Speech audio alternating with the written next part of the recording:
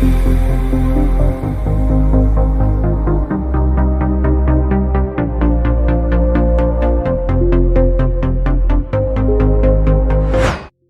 दोस्तों, कैसे हैं आप सब। दोस्तों, ये है वडोदरा, जिसे पहले बड़ौदा के नाम से जाना जाता था। ये भारतीय राज्य गुजरात में विश्वामित्री नदी के तट पर स्थित एक शहर है। वडोदरा जिले के प्रशासनिक मुख्यालय के रूप में कार्य करता है। शहर का नाम वरगद के नाम पर पड़ा है। ये शहर लक्ष्मी विलास पैलेस जैसे ऐतिहासिक स्थलों के लिए प्रसिद्ध है, जो बड़ौदा राज्य पर शासन करने वाले मराठा शाही गायकवाड़ राजवंश का निवास स्थान हुआ करता था। ये बड़ौदा के महाराज सयाजीराव विश्वविद्यालय का घर भी माना जाता है। इस खूबसूरत से शहर में बड़ौदा हाई स्कूल सहित कई स्कूल और कॉलेजेस हैं।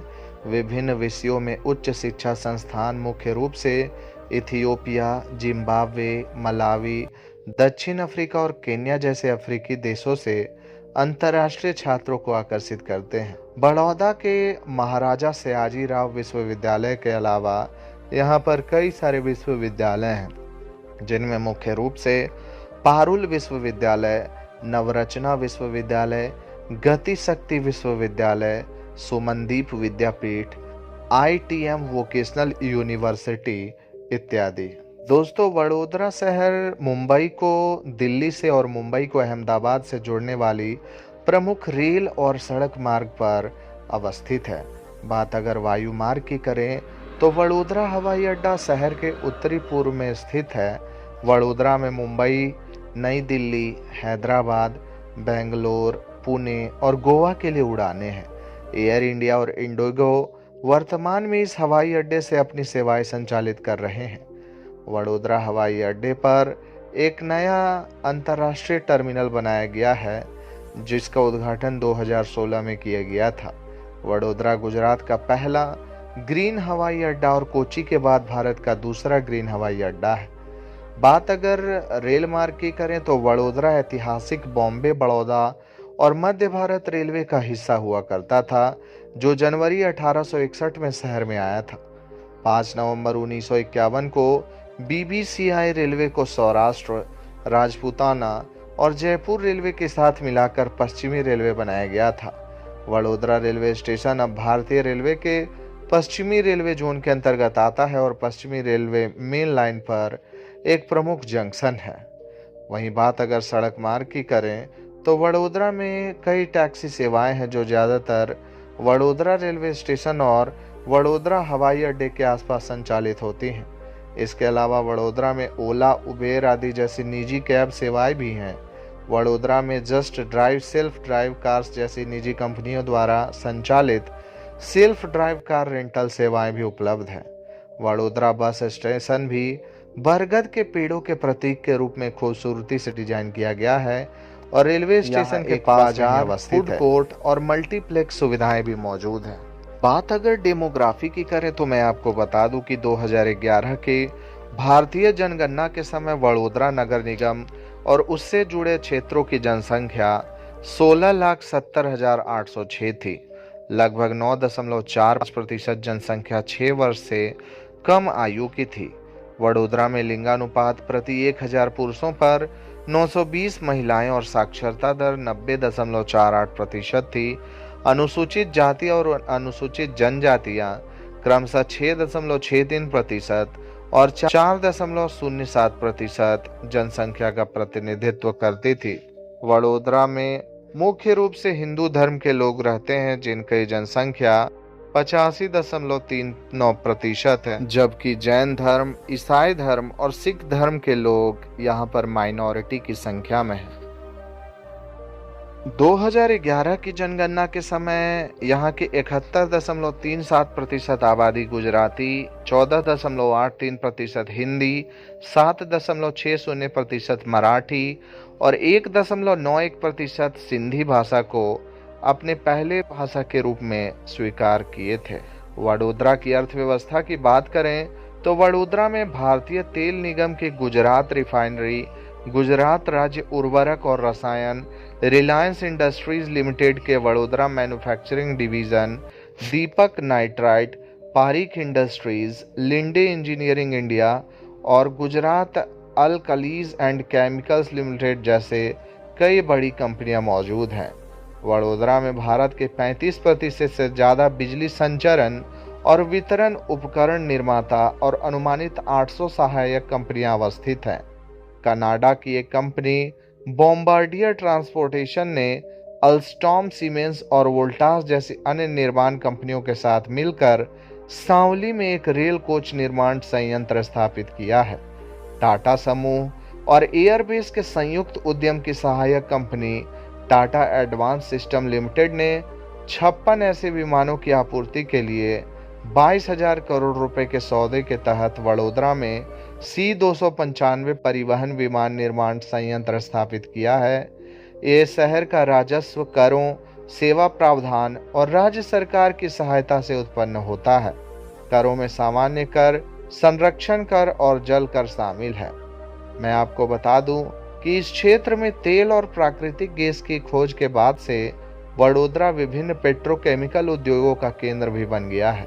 1963 में वडोदरा के बाहर कोयली, रानोली, कराचिया और धनोरा गांवों से घिरे 1800 एकड़ के भूभाग पर गुजरात रिफाइनरी का निर्माण शुरू हुआ था।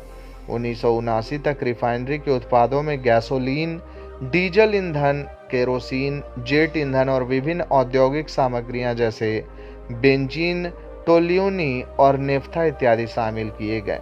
1978 की शुरुआत में वडोदरा में 2 नए पेट्रोकेमिकल संयंत्रों का संचालन शुरू हुआ।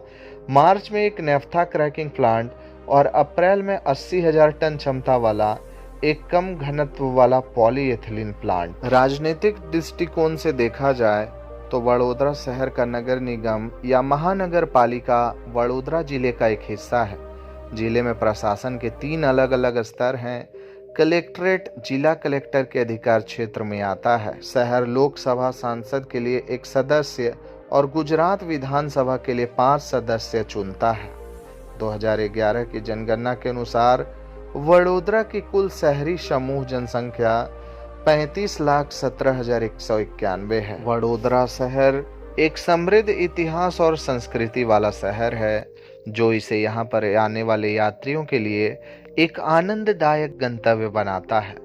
यहाँ पर शानदार महलों से लेकर शांत झीलें और आध्यात्मिक मंदिरों तक आप वडोदरा में कई प्रसिद्ध स्थानों के विविध रेंज देख सकते हैं। वडोदरा के कुछ प्रमुख घूमे जाने वाले स्थानों में लक्ष्मी विलास पैलेस, सूरसागर लेक, कीर्ति मंदिर, श्री स्वामीनारायण मंदिर, वडोदरा म्यूजियम और पिक्चर गैलरी, सयाजी बाग, चांपानेर पावागढ़ पुरातत्व पार्क, EME मंदिर, इस्कॉन वडोदरा, सरदार पटेल प्लानिटेरियम इत्यादि मुख्य रूप से शामिल। दोस्तों, वडोदरा शहर में पहली बार नगर पालिका के द्वारा लगभग 1.25 करोड़ रुपए की लागत से एक आधुनिक योग केंद्र बनाया जा रहा है, जिसमें अनुभवी योग शिक्षकों का मार्गदर्शन भी मिलेगा।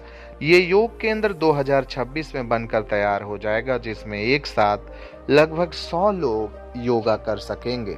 दोस्तों, दिल्ली मुंबई एक्सप्रेसवे के वडोदरा सूरत खंड पर काम लगभग अपने अंतिम चरण में पहुंच चुका है। गुजरात की रिपोर्ट के अनुसार 1386 किलोमीटर लंबे 8 लेन वाले एक्सप्रेसवे का 25 किलोमीटर का ये खंड अब लगभग 90% पूरा हो चुका है। वडोदरा और भरूच के बीच पैकेज 1 से 3 चालू है। इस नए कनेक्शन से यात्रा समय में महत्वपूर्ण बचत होने तथा गुजरात के सबसे व्यस्त आर्थिक गलियारे में से एक पर औद्योगिक लॉजिस्टिक्स मजबूत होने की उम्मीद है। इसके अलावा यात्रियों को वडोदरा से नवसारी तक निर्बाध पहुंच मिलेगी। दोस्तों, 2022 से 23 के एक रिपोर्ट के मुताबिक गुजरात के वडोदरा का टोटल नॉमिनल GDP लगभग 20.68 बिलियन US था। वहीं बात अगर साक्षरता दर की करें तो 2011 की जनगणना के आंकड़ों के अनुसार वडोदरा शहर की साक्षरता दर भारत के सबसे ज़्यादा साक्षर शहरों में से एक है।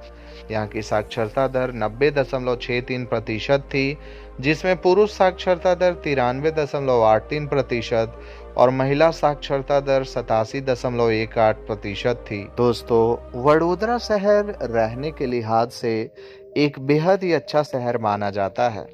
द इकोनॉमिक टाइम्स और वेदांतु की 2025 की रैंकिंग में वडोदरा को सबसे सुरक्षित भारतीय शहरों की अपनी अपनी रैंकिंग में दूसरे और 5वें स्थान पर रखा गया है। तो दोस्तों, इस वीडियो में मैंने आपको वडोदरा शहर के कुछ महत्वपूर्ण तथ्यों के बारे में बताया है। आशा है कि आपको ये वीडियो काफ़ी पसंद आया होगा। दोस्तों, अगर आप फ्यूचर में और भी इसी तरह के अपडेट्स हमारे चैनल से पाना चाहते हैं तो हमारे चैनल को सब्सक्राइब करके बेल आइकन को प्रेस कर दें। और अगर आपको ये वीडियो अच्छा लगा हो तो इस वीडियो को लाइक करके ज़्यादा से ज़्यादा शेयर कर दें। दोस्तों, अगली वीडियो आप किस शहर की देखना चाहते हैं वो भी आप मुझे कमेंट करके बता सकते हैं। दोस्तों, भारत के ऐसे ही छोटे बड़े शहरों के वीडियोस सबसे पहले यूट्यूब पर देखने के लिए हमारे चैनल को सब्सक्राइब करना बिल्कुल ना भूलें। आज के लिए बस इतना ही। कल फिर से रहेंगे हाजिर एक नए वीडियो में। तब तक के लिए जय माता दी, राधे राधे।